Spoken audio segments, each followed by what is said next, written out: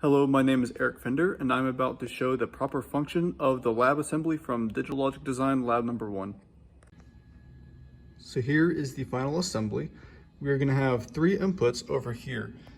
We're going to have the red is going to be input A, and when I press the button, it's going to show that I've pressed it with a red light up button, LED. The same thing is going to happen for input B, which is the yellow, and the same thing for input C, which is the green. And if I do multiple at once, it lights up the appropriate light bulbs.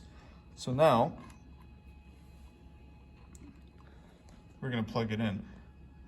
Automatically, each input is at a high voltage automatically.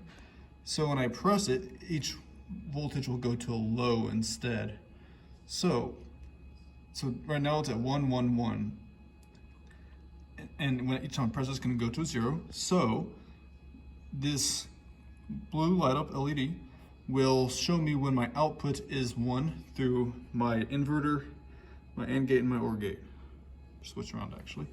So I should have an output of 1 when my output is 0, 0. My inputs are 0, 0, and 0, which means I press down all 3 at once. And we do see that we have a bright blue glow from the LED. The next output of 1 will be when A and B are 0, which means I'm pressing those, and C is 1, which means I'm not pressing that one. So when I press A and B, or the red and the yellow, again we have the blue light up. Now the last one of 3 is when A0 and B and C are 1. So that means I'll be pressing down only A or the red.